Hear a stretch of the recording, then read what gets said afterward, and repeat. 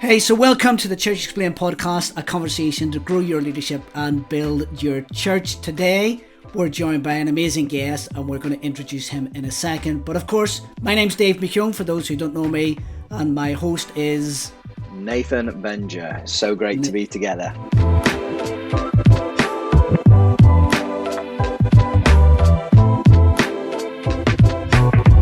Wonderful. And I think just what you're mentioning there, it takes a lot of courage, doesn't it? It takes courage to step out and do what you've done, because you went from a place of security to a place where you've stepped out. And of course that security will obviously come again, but it takes a lot of courage, doesn't it? Just to say, well, somebody else, I've done my bit, I no longer fit, and actually it's time for somebody else to fit. That takes a lot of, I think, a lot of guts. So well done on that, for having the guts and the courage, because it could have been so easy just to stay where you were and just enjoy and, I suppose, just go along with the flow. But it takes a lot of courage, and that says something about your leadership and your gift and your obedience to God as well, which actually maybe can encourage some other leaders today just to say, well, what's the courageous step I need to take going forward? Well, I thank you for saying that. Just the Lord gave us the grace that we needed when we needed it, and He's been so kind to us in every part of the process. So that couldn't have done it without that. But yeah, thank you. No, really good. I know you chatted to Dave offline beforehand, and I know you mentioned some spiritual transformation in the last couple of years. I wonder if you could share kind of what has happened and some of those significant shifts in your life. Yeah, so this is something that I'm probably the most passionate about right now in this season of life. But it was the summer of 2020. It was June 2020, actually. And, we're all a couple of months into COVID and lockdowns, and no one's really doing great mentally or emotionally at this point. But I remember I was sitting on my back porch here at my house, and I was just felt so empty, so depleted. And I remember just praying, saying, God, I don't feel the abundant life in Christ that I've told people is available. I don't feel it right now. And just, I don't feel healthy. I wouldn't have defined it as burnout, but it was probably something like that. A lot of anxiety. And I was just praying for help. And the Lord just in his own way just impressed upon me, you don't have any healthy rhythms in your life, spiritually, physically, or emotionally in this season. And until you make those changes and take ownership for your life, there's no space for me to come in and do the healing I want to do.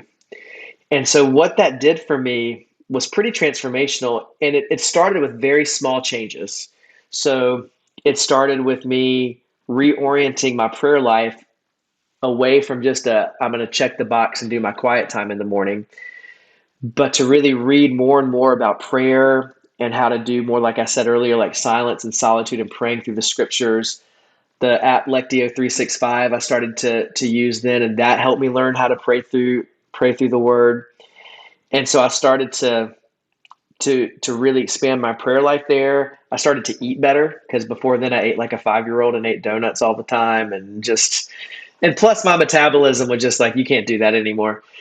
I started working out more disciplined, and then also I had always been a night owl. I would go to bed at like 12 or 1, and I realized that if I wanted to start my day with the Lord, I had to focus on how I was ending my day.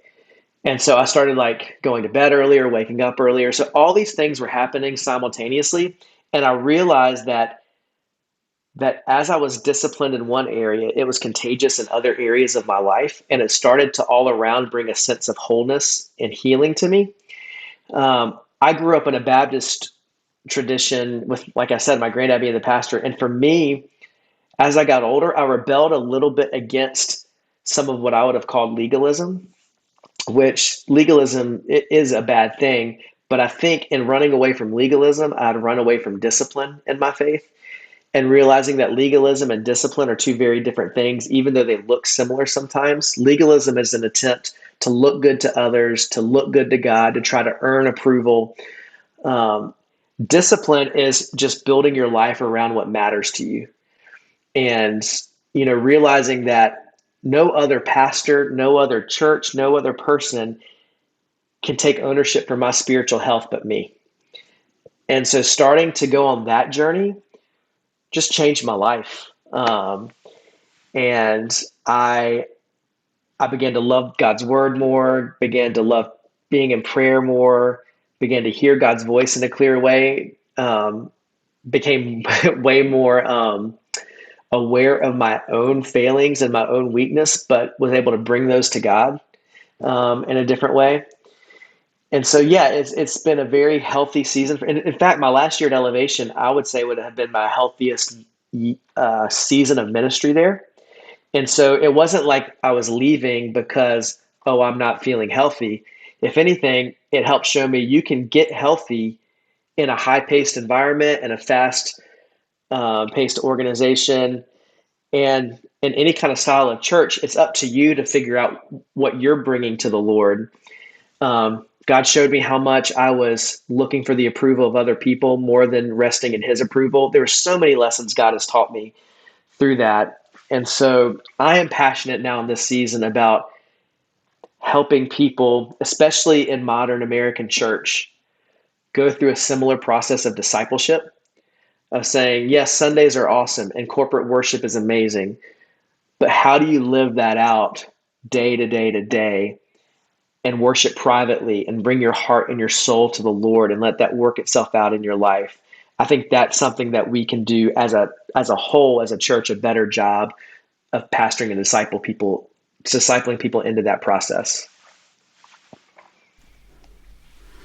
Yeah, good to hear that. And just picking that up a little bit, is that for you then the most, I'm trying to think of the right words. Is it the most thing that no, it doesn't come out right. I'm sure we can edit that out. Is this, just thinking of the question then, are you most excited about this at the moment? Yeah, so right now I am, the thing I felt like the Lord was really asking me to do to step out in this season is I love to teach, I love to preach. I realized I love to write. I've been writing a book, and all of it is centered around this concept of just bringing your whole heart to God and creating healthy rhythms and disciplines of consistency in your life. And so for me, I am very, very passionate about coaching church leaders and pastors and worship leaders especially on how do you lead from a healthy place in God? Because I think that then allows your teams to be healthier. Because what's in your inner world always comes out in your outer world, and it's always going to manifest itself in your leadership. And so whenever I coach somebody, before we get to the mechanics of being a worship pastor or creative director or whatever, I always want to start with the heart. And let's really walk through, what are your prayer rhythms? What are your Sabbath rhythms? Let's look at all the areas of your life. And so that's been a real joy for me to come alongside some people in this season and do that, and then to write about it and to teach about it as well. I'm really enjoying that. Hi everyone, I hope you're enjoying the podcast. We just want to take a moment and pause and let you know about something exciting we have on offer right here from IKON Open. We help leaders find solutions through our coaching and team training. And we've worked with all types of churches in different countries around the world, from large churches to small churches, and of course anything in between. And leaders come to us for a variety of reasons. For some, they simply want to get to the next level in their leadership.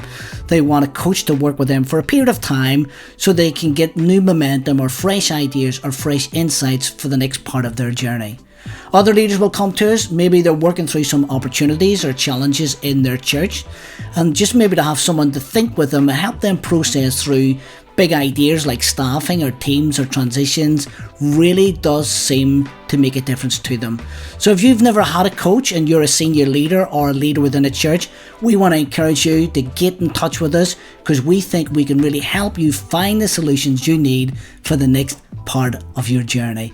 Have a look at ikon.church/coaching and you'll find all the details there of how to connect with us, and we look forward to hearing from you very, very soon. Great. No, I think what you're sharing in terms of the whole wholeness thing is such a big thing in the church as well. And I loved your analogy of legalism and discipline, because we would take discipline as legalism many times, and even vice versa, legalism as discipline. And so I just think really helpful for us in this season, just to think of our own lives, to implement that in our own lives. So that's the thing you're excited about, Wade. What are you most challenged about at the moment? Oh man, so many things.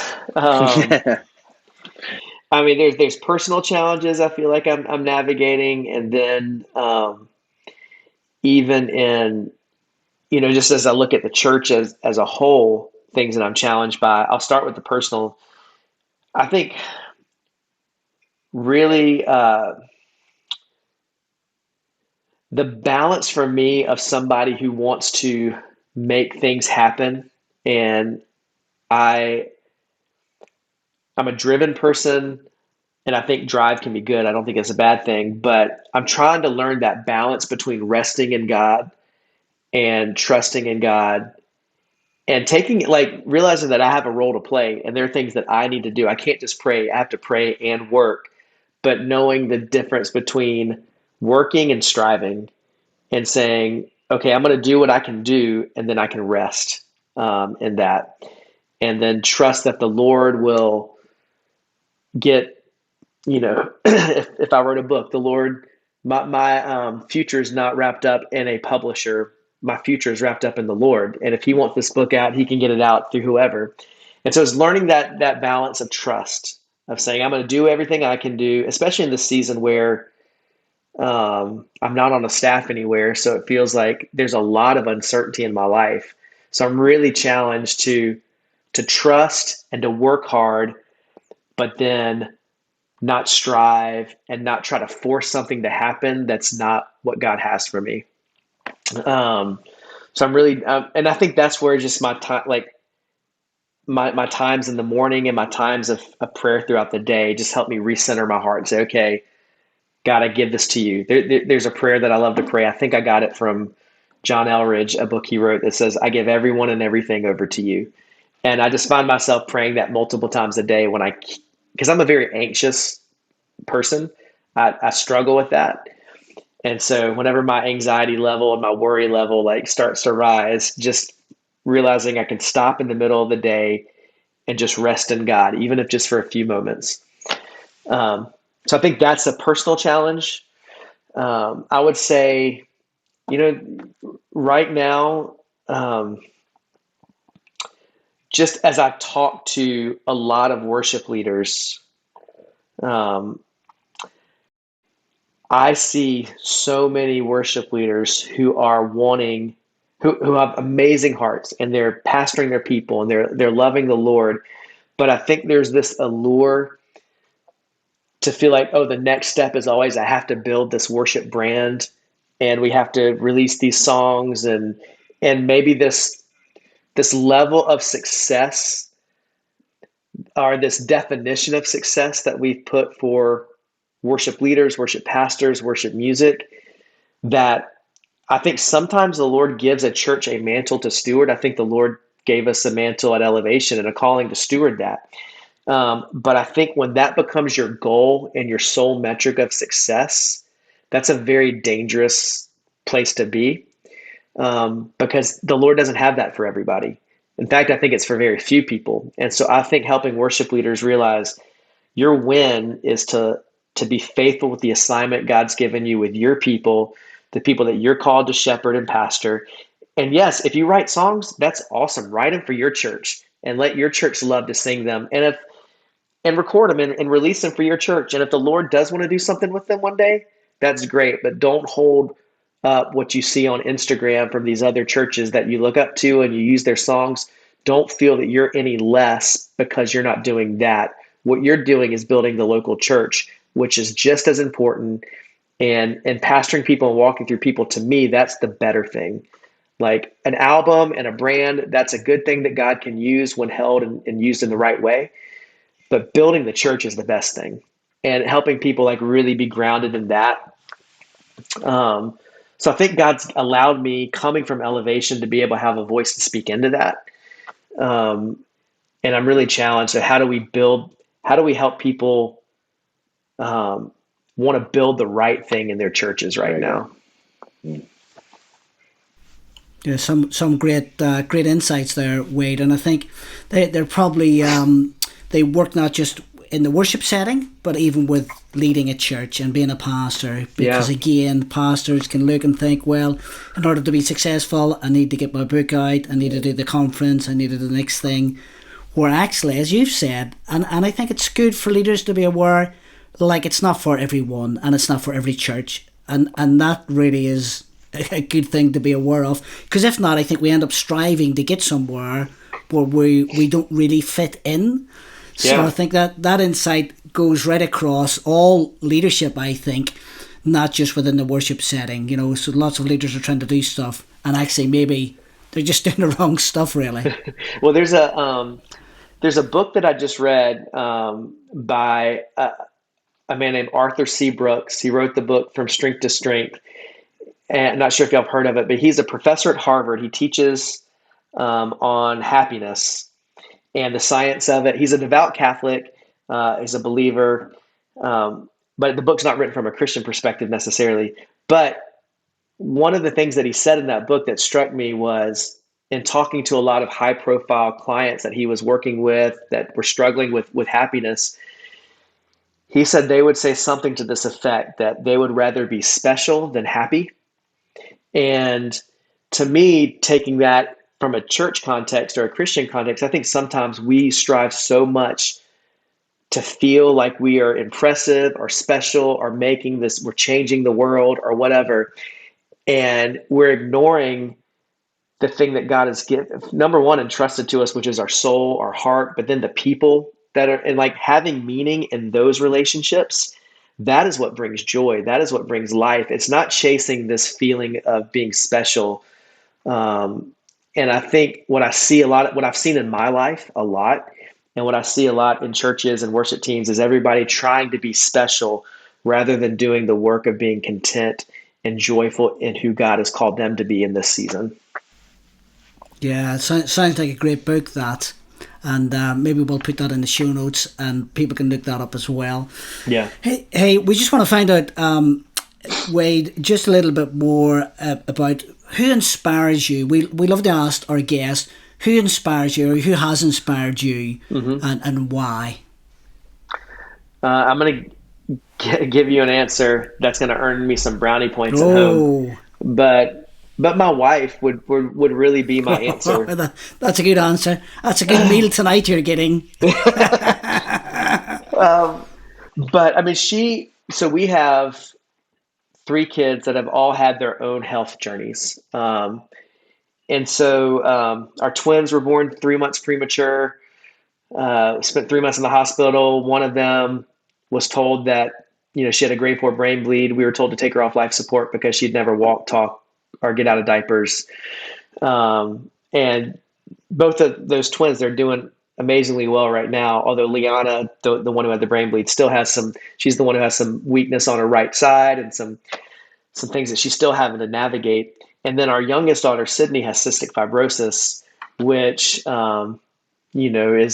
is a serious condition. Thankfully, what the Lord is allowing, the medical world to uncover right now, and the new treatments have been a game changer. But there's still like daily things that Sydney has to do because of her condition. And my wife, through it all, just when we were in the hospital and in the day-to-day, she is a rock. I am the stressful one in my family. So like I said, I'm the worrier. When we were in the hospital, if the machine started beeping, I would freak out. She would be the one that would go to it and figure out like what needed to be done. And so just seeing how steady and consistent and wise she is, I don't know. I love being married to someone that I admire so much. And so it's not just the easy answer, it's the true answer. Like that's who I am inspired by. Big brownie points there, isn't there, Nathan? Yeah, Big brownie definitely. points. You're showing us up now. We're going to have to say something after this, Nathan. Yeah. No, it's amazing. And what a great story as well. Yeah, absolutely. Yeah. Wade, I think I'm right in saying that you are launching a podcast. Why don't you just share a little bit about it? So yeah, I'm going to be working with Access More to launch a podcast. Looks like the 1st of July, that first week of July. It's called Dreamers and Disciples. And to me, it's the whole concept we were talking about earlier with gifting, about how in the church today, I feel like we've elevated our dream to a place of an idol oftentimes. And God wants us to dream. God gives us dreams. But we have to dream with open hands. And we have to dream as a disciple would dream, which is dreaming with surrender. And so to me, it's walking through each day and learning how to pivot from striving to surrender, and really stepping into God's dream for the world and for the church and for our lives. And so this podcast is just going to be just walking through what does that look like on a day-to-day level? Like, how do you pivot from striving to surrender? How do you dream but not like cling to your dream and be open to God's new dream? And what does the Bible really say about purpose and calling, and assignment and contentment and all those things? So it's going to be, I'm excited about it. It's not going to be, maybe there'll be a couple episodes that are interview, but it's not going to be an interview format. It's just going to be about 20-minute episodes of me just sharing things that I'm currently processing, and then hopefully giving some action steps that people can try. I call them pivot practices, to pivot from striving to surrender. Like, what can you do each week just to help your heart just turn a little bit more quickly to surrender when you feel that striving starting to come on? Brilliant. That sounds like a great podcast, that, doesn't it, Nathan? Yeah, amazing. Can't wait for it to come out. Looking forward to it. Thank you. It's great. So, Nathan, go on, Dave. Go on, Dave. Are we going to do go. No, go for it. No, you go. Are we doing our bonus question still? We are. Let's do it. Let's do it. Let's do the bonus question. Let's do it. So, Wade. Okay. What is the one question that no one asks you that you wish they would, and what's your answer to that question? Oh, wow. Do you want a lighthearted or a serious one? Or it can be whatever I want. You choose. You choose. Hey, we've talked about a lot of serious things, so I'll give you a lighthearted one. The question I wish more people ask me is, what is my favorite Star Wars movie? And your answer? My answer is, it's pretty easy answer, honestly. Episode 5, Empire Strikes Back. I feel like there's no other right answer other than that. You're not setting your ways on it, though. No, not at all. And here's a hot take that a lot of people hate on the sequels that came out recently, especially The Last Jedi. I actually really like The Last Jedi. I didn't like Episode 9 with how everything ended, but I was cool with The Last Jedi. So we could do a whole nother podcast on Star Wars. Well, that could be arranged. But we're not holding to that. It could be arranged, but just not with us. Do you know what I mean? Just with somebody else. That's some other podcast. Yeah, that's another. Yeah. But you never know. No, brilliant. And listen, who's your favorite Marvel character? Because you mentioned Marvel earlier as well. Oh, that's a great question. Thank you. My family is obsessed with Marvel, like obsessed. Favorite character there? That's a tough one. I'm a big Thor fan. Yes, come on. I really like Thor. Yes. Yeah, I'm excited about the new movie. Yeah. I also love Spider-Man, but I feel like he's kind of Sony if we're talking about the MCU. But yeah, so Thor's going to be my answer. Okay, let's stick with that. How would y'all answer? Oh, Yeah, I do like Spider-Man. I have to say, it's only because when I was a kid, I had Spider-Man pajamas, and like once you've Yes. had those, now let me just explain. I'm not wearing them anymore, although maybe I should bring them back. You never know. You never know. We're gonna leave that one there. So Spider-Man for me. That could go viral if there's a picture of you in your Spider-Man pajamas. The world needs to see that. The world needs to see that. Well, we're just gonna leave that there. Yeah. So, Wade, you've been doing some stuff recently with churches, some stuff around coaching and training. Do you want to just say a little bit more about that, and then we'll find out from how people can connect with you? Yeah, so I've been in this season. I've been traveling to preach at churches, which I really love, and then also I'm doing some individual and group coaching through Zoom with about 3-month semesters. I'm just finishing up a semester now and starting another one late summer. And then also I love to go and just work with worship teams and staff teams on site. So you can find out all the information at wadejoye.com. That's Joye. People sometimes forget the E on joy. wadejoye.com or on Instagram at wadejoye with the E. And I'd love to help and serve in any way I can. I love the local church. Amazing. Well, Wade, we want to thank you so much for being on the Church Explained podcast, and well done for picking Thor as your Marvel favorite character. And next episode, people, you need to watch it because Dave McKeown might be in Spider-Man pajamas. Yeah, it may happen. Hey. I think it's a word from the Lord. I'm at least 80% sure that that's from God. Well, I'm 80% sure it's not from God, that one.